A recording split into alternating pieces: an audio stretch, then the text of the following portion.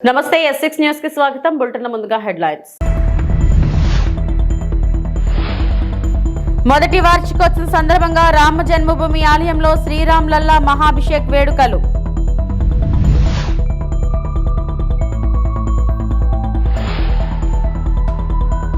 పోలవరం ప్రాజెక్టుకి చేరుకున్న Jal Shakti parliamentary standing committee chairman Pratap Rudy.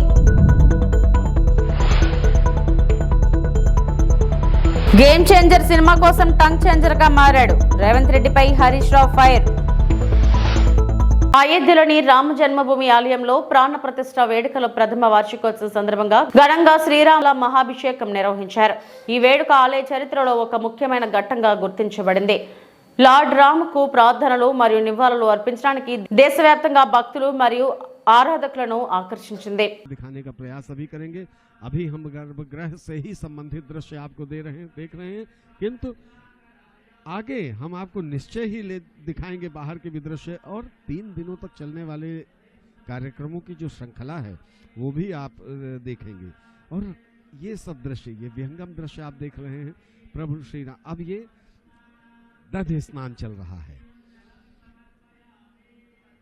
ये पंच क्रिया का जो स्नान होता है उसमें ये सब, जिससे चरणामृत तैयार किया जाता है, उसमें दधि स्नान है, घृत स्नान है, मधु स्नान है, और पवित्र नदियों सरोवरों का जो सम्मिलित समेकित जल होता है उससे भी प्रभु श्री राम के विग्रह को स्नान कराया जाता है। प्रभु श्री राम की बात जब जब आती है, कब से कोटि वर्षों से चली आ रही है परंपरा, पता नहीं कितने कथावाचक, पता नहीं कितने संत महंत मुनि महात्मा श्री राम कथा कहते चले आ रहे हैं, किंतु उसका कभी कोई अंत नहीं है। सब अपने अपने भाव और अपनी अपनी अनुभूति के अनुसार उनके नाम का बखान करते हैं। वस्तुतः ये जो विग्रह हम देख रहे हैं इस समय घृत स्नान चल रहा है। ये घृत स्नान के दृश्य आपके टीवी स्क्रीन पर इस समय उपस्थित होंगे। ये किसका, ये सब उपक्रम किसके लिए? ये ऐसी विभूति के लिए, ऐसी विलक्षण विभूति के लिए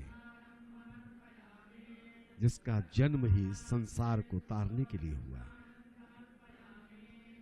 राम अनादि है, राम अनंत है, राम है, इतना आनंदमय है, इतना तृप्त करता है, और इसीलिए वो जो तृप्त कर देने की कामना है वो संसार की किसी भी वस्तु, किसी भी सामग्री में नहीं है। आकर्षण तो सब पैदा कर लेते हैं, लेकिन तृप्त जो दे दे वही श्री राम है। और ये तृप्ति, इस स्वरूप को देखिए, प्रभु को निहारिए, उनके प्रति समर्पित होइए, उस तृप्ति का అనుభవం कीजिए। और ये పోలవరం ప్రాజెక్టుకు చేరుకున్న పార్లమెంటరీ స్టాండింగ్ కమిటీ సభ్యులు రాజీవ్ ప్రతాప్ రూడి నేతృత్వంలోని 30 మంది పార్లమెంటరీ కమిటీ సభ్యులకు రాష్ట్ర ప్రభుత్వం తరపున స్వాగతం పలికిన మంత్రి నిమ్మల రామానాయుడు. ఆంధ్రప్రదేశ్కు పోలవరం ప్రాజెక్టు జీవననాడి. గత టీడీపీ ప్రభుత్వంలో 72% ప్రాజెక్టు పనులు పూర్తి చేస్తే వైసీపీ ప్రభుత్వం 2% పనులు చేసినట్లు పేపర్లపై చూపారు. గత 5 ఏళ్లలో పోలవరం ప్రాజెక్టు పురోగతి 20 ఏళ్ల వెనక్కి వెళ్లిపోయింది. ప్రధానమంత్రి మోడీ, ముఖ్యమంత్రి చంద్రబాబు లక్ష్యం నదుల అనుసంధానం. రాష్ట్రానికి పోలవరం ప్రాజెక్టు ఆవశ్యకతను పార్లమెంటరీ స్టాండింగ్ కమిటీకు వివరించిన మంత్రి నిమ్మల, ప్రాజెక్టు నిర్మాణంతో నిర్వాసితులకు అధిక ప్రాధాన్యతనిస్తున్నాం. 7 ఏళ్ల క్రితం నిర్వాసితులకు 800 కోట్లు పరిహారం అందించిన చంద్రబాబు మరలా ఇప్పుడు మరో 830 కోట్లకు పైగా నిధులను పంపిణీ చేశారు. గత వైసీపీ ప్రభుత్వంలో పునరావాస కాలనీల నిర్మాణానికి 1 బస్తా సిమెంట్ పని కూడా చేయలేదు. ఏడాదిలోగా పునరావాస కాలనీలు పూర్తి చేసి నిర్వాసితులకు అందిస్తాం.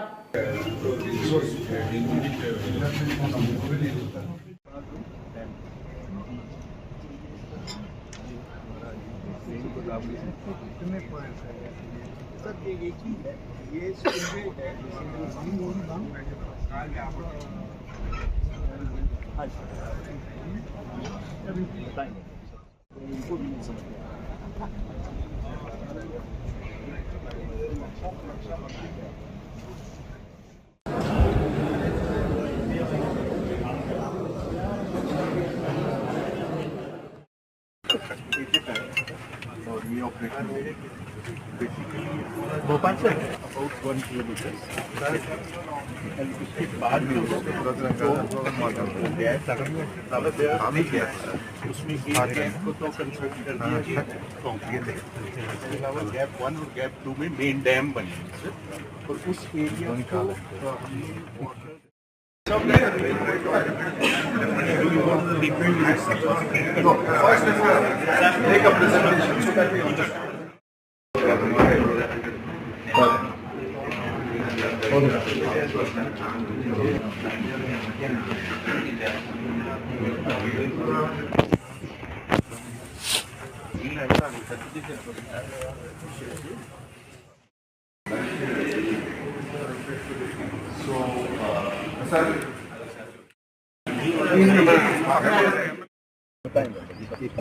तो हम लोग को देख करके जो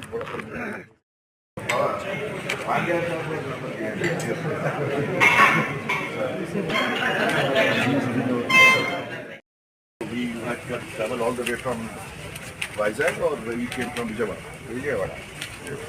My native district is West Godavari. Okay. This is West Godavari district. All our project. Okay.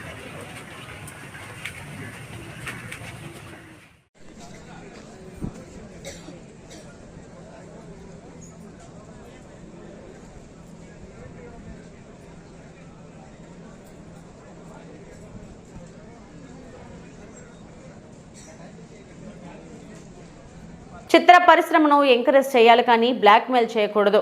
Revanth Reddy అసెంబ్లీలో మాట్లాడుతూ తాను ఉన్నన్ని రోజులు బెనిఫిట్ షోలకు అనుమతి ఇవ్వనని, టికెట్ రేట్లు పెంచనని అన్నారు. ముఖ్యమంత్రి అనే వ్యక్తి ఇచ్చిన మాట మీద ఉండాలి, లేదా అందరినీ సమానంగా చూడాలి. మీకు నచ్చితే ఒకలాగా, నచ్చకపోతే ఒకలాగా ఉంటే చిత్ర పరిశ్రమకి నష్టం జరుగుతుంది అని మాజీ మంత్రి హరీష్ రావు ఫైర్ అయ్యారు. ఈ మధ్య మనం చూస్తా ఉన్నాం, సినిమాల్లో ఒక దురదృష్టకరమైన సంఘటన జరగడం. మన ముఖ్యమంత్రి గారు అసెంబ్లీలో మాట్లాడుతూ ఏమన్నారంటే, ఇంకా జబ్ తక్ మై ఏ కుర్సీ మే బైఠతా హూं తబ్ తక్ ప్రివ్యూ షోస్ నయ్యే, టికెట్స్ బడానే కే నయ్యే, కుచ్ నహీ కర్తూ అన్నాడు. కానీ నేను చూస్తే మళ్ళీ ఇంకో సినిమాకు అడిషనల్ షోస్ ఇచ్చారు, సినిమా టికెట్ల రేట్లు పెంచారు. అంటే నేను ఎందుకు పెంచారు ఆ సినిమాకి అనట్లేదు. ముఖ్యమంత్రి అనే వ్యక్తి అయితే ఇచ్చిన మాట మీద నిలబడాలి, లేదా అందరినీ సమానంగా చూడాలి. నీకు నచ్చితే ఒక తీరు, నచ్చకపోతే ఇంకొక తీరు ఉంటే అది చిత్ర పరిశ్రమకు నష్టం జరుగుతుంది. చిత్ర పరిశ్రమను ప్రేమతో, అభిమానంతో ఎంకరేజ్ చేయాలి. పరిశ్రమ పెరుగుదలలో మన రాష్ట్ర ఎదుగుదల ఉన్నది. మనకు ఆస్కార్ అవార్డు వచ్చిందంటే అది తెలుగు ప్రజలందరూ కూడా గర్విస్తారు. పరిశ్రమను ఎంకరేజ్ చేయాలి తప్ప బ్లాక్మెయిల్ చేసేటువంటి పరిస్థితికి పాల్పడొద్దని నేను ముఖ్యమంత్రి గారిని కోరుతా ఉన్నా. ఒక ముఖ్యమంత్రిగా అసెంబ్లీలో మాట్లాడితే you have to stick to the word. దురదృష్టం ఏంటంటే గేమ్ చేంజర్ కు ఈ ముఖ్యమంత్రి టంగ్ చేంజర్ అయిపోయింది. నువ్వు గేమ్ చేంజర్ ఎందుకు ఇచ్చావు అని అనట్లేదు, కానీ నువ్వు టంగ్ చేంజర్ గురించి నేను అడుగుతా ఉన్నా. నువ్వు అసెంబ్లీలో మాట్లాడినావు, జబ్ తక్ మై కుర్సీ మే बैठता हूं तब तक no shows, no additional benefits అన్నావు. फिर क्यों दिए? एक महीने के अंदर क्यों बदल गए? అసెంబ్లీ में एक बोलते बाहर एक करते. అంటే దానివల్ల ఏమైతుంది? నీ గౌరవం పడిపోతుంది, ఆ కుర్చీ గౌరవం పడిపోతుంది. You have to stick to the word. Rules అనేవి అందరికీ సమానంగా ఉండాలి. నచ్చితే ఒక తీరు, నచ్చకపోతే ఒక తీరు ఉంటే చిత్ర పరిశ్రమకు మంచిది కాదు. సో ఇది తప్పకుండా గమనించాలి. ఇలా కోర్టు కూడా మొట్టికేలేసినట్టుంది కదా, హైకోర్టు కూడా మొట్టికేలేసింది. ఇదేం పద్ధతి అని అడిగింది. దానివల్ల ఎవరి ప్రతిష్ట దెబ్బతిన్నది? రాష్ట్ర ప్రతిష్ట దెబ్బతిన్నది. సంక్రాంతికి సొంతూళ్లకు వెళ్లే ప్రయాణికులతో హైదరాబాద్ విజయవాడ జాతీయ రహదారిపై శనివారం ఉదయం రద్దీ పెరిగింది. దీంతో అబ్దుల్లాపూర్ మెట్ నుంచి కొత్తగూడెం వరకు వాహనాలు నెమ్మదిగా కదులుతున్నాయి. చౌటప్పల్ పంతంగి టోల్ ప్లాజా వద్ద ట్రాఫిక్ జామ్ ఏర్పడింది. సిబ్బంది 10 టోల్ బూత్ల ద్వారా ఏపీ వైపు వెళ్తున్న వారిని పంపిస్తున్నారు. హైదరాబాద్ వైపు వచ్చే వారిని 6 గేట్ల ద్వారా పంపిస్తున్నారు.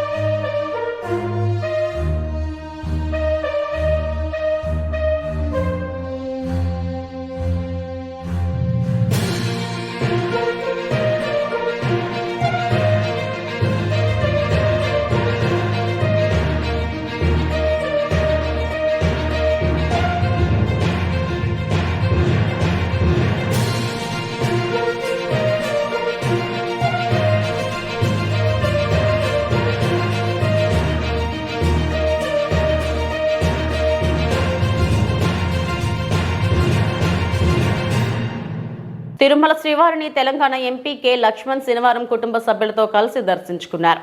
ఆలయం వెలుపల లక్ష్మణ్ మాట్లాడుతూ వైకుంఠ ద్వాదశి రోజున స్వామివారిని దర్శించుకోవడం సంతోషంగా ఉందన్నారు. తిరుపతిలో జరిగిన ఘటన దురదృష్టకరమని విచారం వ్యక్తం చేశారు. 6 మంది భక్తులు చనిపోవడం తన హృదయాన్ని కలిచివేసిందన్నారు.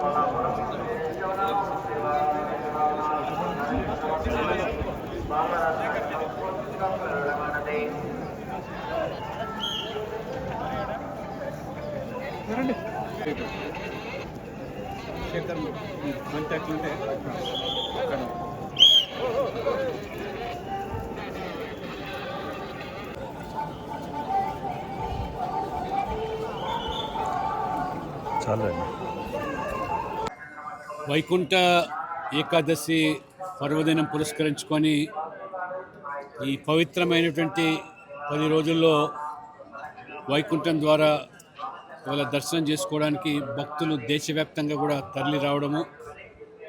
ఈరోజు నేను వైకుంఠ ద్వాదశి పురస్కరించుకొని స్వామివారిని దర్శించుకోవడం ధన్యునిగా భావిస్తూ ఉన్నాను. భక్తులు కూడా స్వామివారి దర్శనం నిమిత్తము ప్రతి ఏటా మాదిరిగానే ఈసారి కూడా లక్షల సంఖ్యలో ఇవాళ స్వామివారి దర్శనం కోసం విచ్చేసిన సందర్భంగా మన తిరుపతిలో జరిగిన సంఘటన చాలా దురదృష్టకరం. దాదాపు 6 మంది భక్తుల తొక్కిసలాటలో చనిపోవడము అది నిజంగా విచారకరమైన విషయము.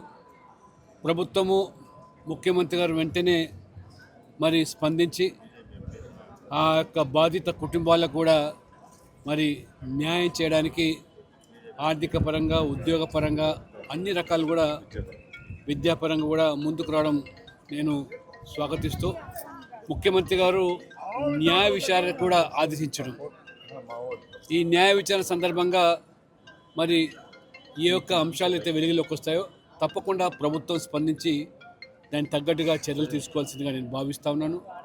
మరి ఇంత పెద్ద ఎత్తున జరిగేటువంటి ఉత్సవాల్లో మరి ఈ దురదృష్టకరమైన సంఘటన అది నిజంగా ఆ కుటుంబాలకు అది తీరని లోటు.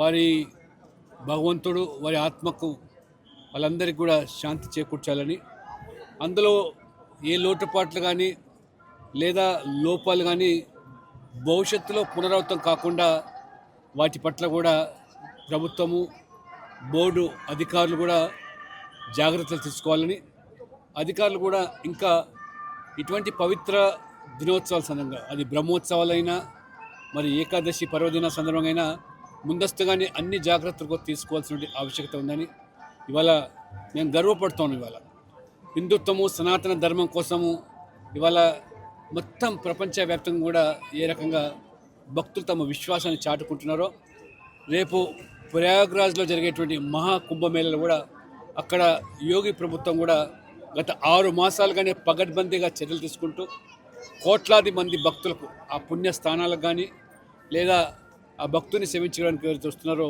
అన్ని జాగ్రత్తలు కూడా తీసుకోవడం జరుగుతుంది. కాబట్టి సనాతన ధర్మం యొక్క విలువలను ఈనాటి సమాజం, ఈనాటి యువత కూడా గమనిస్తూ ఉన్నది. కాబట్టి సనాతన ధర్మం పట్ల మొన్న విజయవాడలో జరిగినటువంటి ఏదైతే హిందూ శంకారావం కూడా ప్రజలు స్వచ్ఛందంగా తరలి రావడం ఇది ఒక సంకేతంగా మనం గుర్తుంచుకోవాలి. కాబట్టి సనాతన ధర్మం పట్ల ఎవరైనా మరి దానికి మరి వికృతంగా దాన్ని మరి విమర్శించేదానికి అదొక ఫ్యాషన్గా మారిపోయింది. ఇప్పటికైనా సనాతన ధర్మం మనల్ని కాపాడితే, ధర్మాన్ని మనం కాపాడితే ధర్మాన్ని కాపాడుతున్న విషయాన్ని కూడా గమనించాల్సిన అవసరం ఉందని చెప్పి ఈ సందర్భంగా తెలియజేస్తాం. తిరుమల శ్రీ వెంకటేశ్వర స్వామి వారిని మాజీ మంత్రి ఆర్కే రోజా దర్శించుకున్నారు. వైకుంఠ ద్వాదశి సందర్భంగా కుటుంబ సభ్యులతో కలిసి స్వామివారి సేవలో పాల్గొని మొక్కులు చెల్లించుకున్నారు. దర్శనానంతరం రంగనాయకుల మండపంలో వేద పండితులు వేదాశీర్వచనం అందించగా ఆలయ అర్చకులు తీర్థ ప్రసాదాలు అందజేశారు. ఆలయం వెలుపల రోజా మాట్లాడుతూ వైకుంఠ ఏకాదశి శుభాకాంక్షలు తెలిపారు. అందరూ సుఖ సంతోషాలతో ఉండాలని కోరుకున్నట్లు తెలిపారు.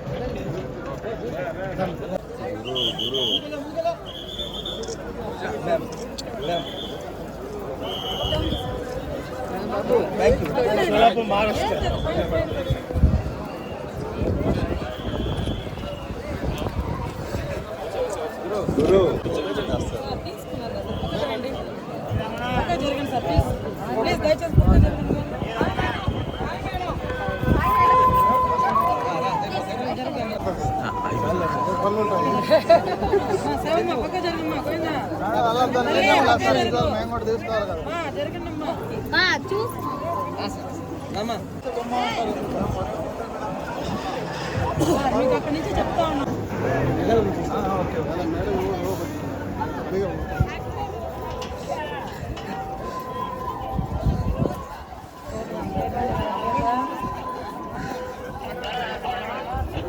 క్లీన్ చేసుకొని గేట్ వేసుకొని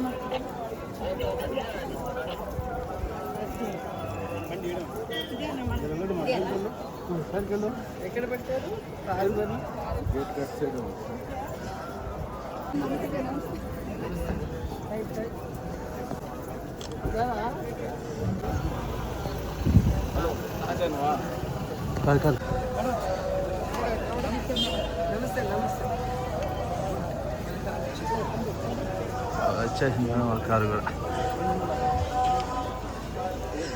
వైకుంఠ ద్వాదశి శుభాకాంక్షలు.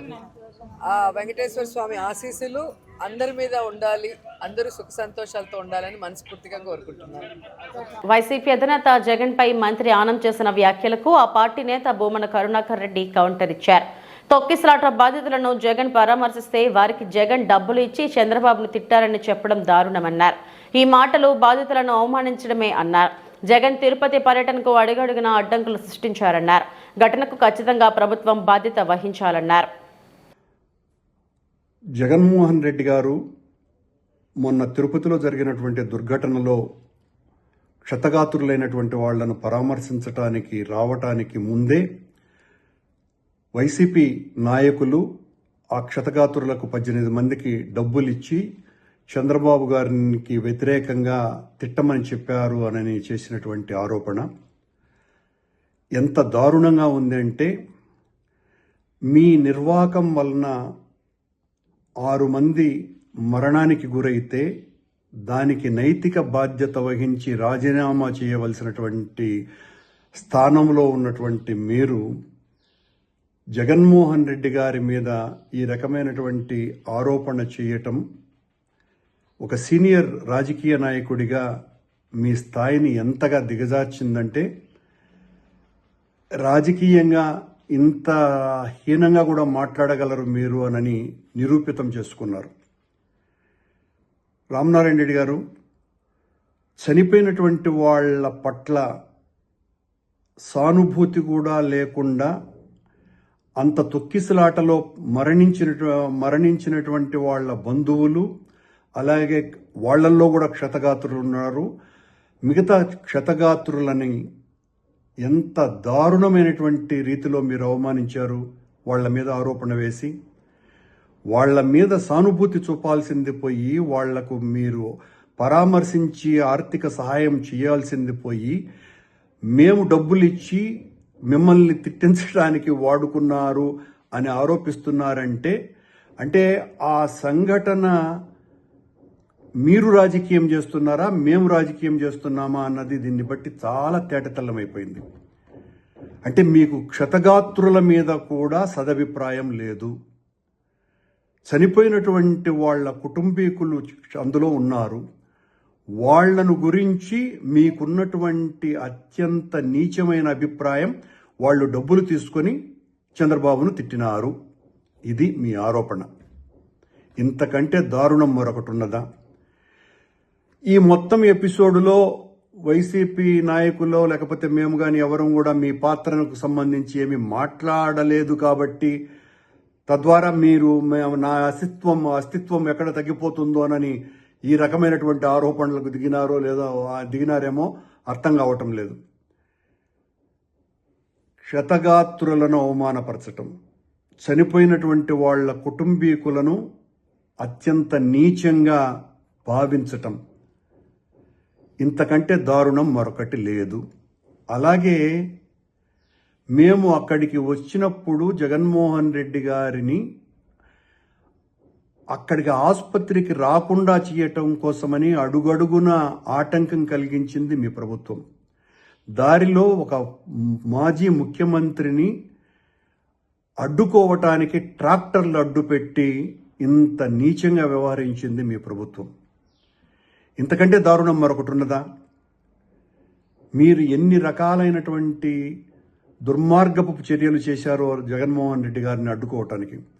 జగన్మోహన్ రెడ్డి లాంటి ఒక ప్రజానాయకుడు వచ్చినప్పుడు పోలీసులు కనీసమైనటువంటి భద్రత కూడా ఇవ్వకుండా, మేము ఆసుపత్రిలో పరామర్శించడానికి వస్తే పవన్ కళ్యాణ్ ఉద్దేశపూర్వకంగా ఆసుపత్రిలో దాదాపు 2 గంటలకు పైగా అక్కడ ఉండటం, జగన్మోహన్ రెడ్డి గారు వచ్చినారని తెలిసినప్పటికీ కూడా కావాలనే ఆయన్ను ఆసుపత్రిలోకి రానివ్వకుండా చేయటం కోసమని తన ప్రోగ్రామును మరింత పొడిగించుకోవటం, ఇవన్నీ మీ కళ్ళకు కనపడలే. అట్లాగే నిన్న డబ్బులు ఇచ్చినటువంటి, మేము ఈ డబ్బులు ఇచ్చినామని వైసీపీ వాళ్ళ మీద మీరు ఏదైతే ఆరోపణలు చేస్తున్నారో అవన్నీ సీసీ కెమెరాలలో రికార్డ్ అయినాయి అని చెప్తున్నారు. రామనారాయణ గారికి ఛాలెంజ్ చేస్తున్నాం. అది నిజమైతే, మీరు నిజంగా దేవుడి మీద భక్తి కలిగినటువంటి వాళ్ళైతే ఆ సీసీ కెమెరాల ఫుటేజ్ని బయట పెట్టాలి. మేము డబ్బులు ఇచ్చినట్టుగా మీరు నిరూపించాలి.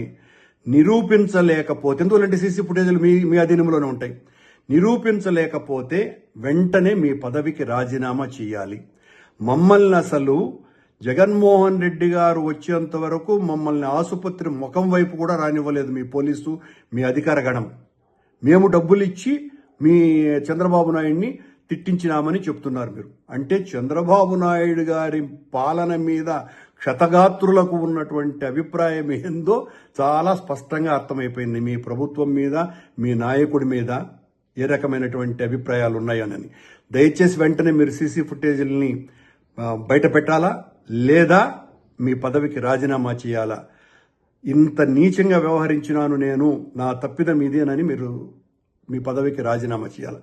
మీ చర్య ఎలా ఉన్నది అంటే, మీ పార్టీలో మీ పదవి దేవాదాయ శాఖ మంత్రి అయినప్పటికీ కూడా మిమ్మల్ని పట్టించుకునే వాళ్ళు ఎవరు లేరు కనుక, అదేదో సామెత ఉంది, తోలుగుడ్డు పెట్టే కోడికి ఎంత విలువ ఉందో నిజమైన గుడ్డు కాకుండా తోలుగుడ్డు పెట్టేటువంటి కోడికి, ఆ రకమైనటువంటి కోడిగా మీరు తెలుగుదేశం. ఏలూరు జిల్లా జంగారెడ్డిగూడెంలో ఫ్లిప్కార్ట్ ఆఫీసులో చోరీకి పాల్పడిన నిందితులను పోలీసులు అరెస్టు చేసి వారి వద్ద నుంచి చోరీ కాపాడిన 5.73 లక్షల సొత్తును స్వాధీనం చేసుకుని వారిని రిమాండ్కి తరలించారు. జంగారెడ్డిగూడెంలో గల ఫ్లిప్కార్ట్ ఆఫీసులో దుర్గారావు మరో వ్యక్తి డెలివరీ బాయ్గా పనిచేస్తూ గత నెలల సమయంలో ఆఫీసులో సీసీ కెమెరాలు ఆఫ్ చేసి కరెంట్ కట్ చేసి లోపల డబ్బులు భద్రపరిచిన లాకర్ను దొంగలించి ఐరన్ కట్టర్ సహాయంతో దానిని కట్ చేసి 3.73 లక్షల నగదును అపహరించారు. అంతేకాక గత 2 సంవత్సరాలు అదే దుర్గారావు వేరే వ్యక్తితో కలిసి 2 లక్షల నగదును అపహరించాడు.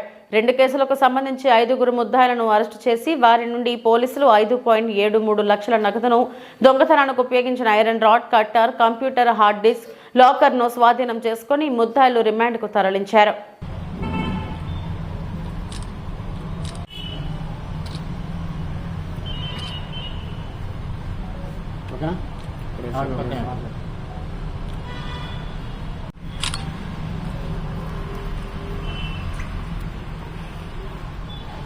జంగారెడ్డిగూడెం పట్టణంలో గత వారంలో, అంటే గత సంవత్సరం చివరిలో డిసెంబర్ 30న మన జంగారెడ్డిగూడెం ఫ్లిప్కార్ట్ ఆఫీస్లో జరిగినటువంటి దొంగతనంలో మనకి ముద్దాయిల్ని అరెస్ట్ చేయడం జరిగింది. ఈ కేసులో ముద్దాయిలైనటువంటి పిల్లి నాగదుర్గారావు, రుద్రిళ్ళ సాయికృష్ణ, వీళ్ళు కూడా గతంలో అదే ఫ్లిప్కార్ట్లో డెలివరీ బాయ్స్గా పనిచేసి ఆఫీస్లో ఉండేటువంటి ఆనుపాలన్నీ కూడా తెలుసుకొని ఉన్నారు. అలా తెలుసుకున్న క్రమంలో డిసెంబర్ నెలాఖరులో కొంత పెద్ద మొత్తంలో డబ్బు ఆఫీస్లో ఉంటుందనే ఉద్దేశంతో నైట్ టైము ఈ దుర్గారావు వచ్చి అక్కడ లైట్లు ఆపేసేసి కెమెరాల ఆఫీసు, తర్వాత ఇక్కడ ఉన్నటువంటి క్యాష్ చెస్ట్, ఐరన్ క్యాష్ చెస్ట్ని దొంగిలించుకొని తీసుకొని వెళ్ళడం జరిగింది. తర్వాత దాన్ని వేరే ఐరన్ కట్టర్ తోటి పగలగొట్టేసి దానిలో 3,73,000 రూపాయల క్యాష్ దొంగతనం చేయడం జరిగింది. ఇదే మాదిరిగా గత 2 సంవత్సరాల క్రితం కూడా ఇదే ఫ్లిప్కార్ట్లో ఇదే దుర్గారావు వేరే ఇంకొక వ్యక్తితో కలిసి, విజయబాబు అనే అతనితో కలిసి ఈ దొంగతనం చేయడం జరిగింది. అప్పుడు కూడా ఇదే మాదిరిగా క్యాష్ చేసి దొంగిలించి అందులో 2 లక్షల రూపాయలు దొంగతనం చేయడం జరిగింది. ఈరోజు మన జంగారెడ్డిగూడెం సిఐ గారు, ఎస్ఐ గారు, వారి క్రైమ్ సిబ్బంది అందరూ కలిసి ఈ ముద్దాయిల్ని అరెస్ట్ చేయడం జరిగింది. వీరి వద్ద నుంచి దొంగిలించబడినటువంటి పూర్తి సొత్తు 5,73,000 రూపాయలు పూర్తిగా వాళ్ళ దగ్గర నుంచి స్వాధీనం చేసుకోవడం జరిగింది. వీళ్ళు 5గురిని అరెస్ట్ చేసి రిమాండ్ చేయడం జరుగుతుంది. వీళ్ళ వద్ద నుంచి దొంగిలించబడినటువంటి ఐరన్ సేఫ్, అలాగే దానికి ఉపయోగించినటువంటి పనిముట్లు, వాళ్ళు వాడినటువంటి మోటార్ సైకిల్ ఇవన్నీ కూడా సీజ్ చేసి, ఎలక్ట్రిక్ కట్టర్ కానీ ఈ గతంలో దొంగతనం చేసినప్పుడు దొంగిలించినటువంటి ఈ సీసీ కెమెరాకు సంబంధించినటువంటి హార్డ్ డిస్క్ DVRని కూడా వాళ్ళు దొంగిలించడం జరిగింది. దాన్ని కూడా ఇప్పుడు సీజ్ చేయడం జరిగింది. వీళ్ళందరినీ కూడా కోర్టుకు హాజరుపరిచి రిమాండ్ పంపించడం జరుగుతుంది. కర్నూలు జిల్లా మంత్రాలయం మండలం రచ్చుమర్రి గురు రాఘవేంద్ర రిజర్వేర్లో 20 ట్రాక్టర్లతో ఎర్రమట్టి తరలిస్తున్నట్టు పోలీసులకు సమాచారం తెలియడంతో దాడులు చేసి జేసీబీ స్వాధీనం చేసుకుని దర్యాప్తు చేస్తున్నారు. గురు రాఘవేంద్ర ప్రాజెక్టు ఎత్తిపోతల పథకంలో జేసీబీతో ఎర్రమట్టిని తవ్వడంతో ఆనకంట తెగే ప్రమాదం ఉందని గ్రామస్తులు భయాందోళనలు చెందుతున్నారు. అక్రమ దందాకు అదుపు లేకుండా పోయింది. మా ప్రభుత్వం మమ్మల్ని ఎవరూ ఏమీ చేయలేరు అంటూ రోజుకు వందలాది ట్రాక్టర్ల ద్వారా ఎర్రమట్టి అక్రమంగా తరలిస్తూ సొమ్ము చేసుకుంటున్నారు.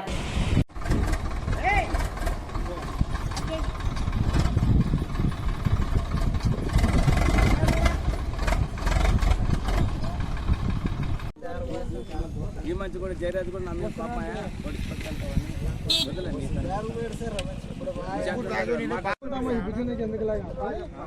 సరే మాట్లాడుకో. ఇన్ఛార్జ్ వచ్చాడు కదా,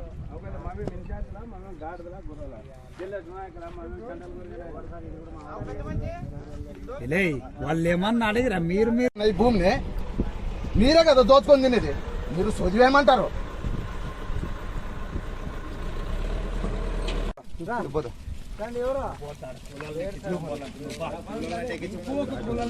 ఆత్రేయపురం మండలంలో ప్రారంభమైన ఈతల పోటీలు. ఆత్రేయపురం సంక్రాంతి సంబరాల సందర్భంగా బండారు సత్యానందరావు ఈతల పోటీలు జనసంద్రోహంగా ప్రారంభించడం జరిగింది. అందులో భాగంగా వీక్షించడానికి ప్రజలు భారీ ఎత్తున వచ్చారు. ఈ ఇంట్లో అందరూ బాగున్నారండి, ఎవరో లేని దాట్లేదు. ఇప్పటికి 5 members with in the line. Anyhow timer చూసుకోండి, వాళ్ళ పేర్లు టైము నోట్ చేసుకోండి. Okay, next 5 members ready. 5 members ready. ఇవి ఇప్పటివరకు నా బులెటిన్ అప్డేట్స్. నమస్తే.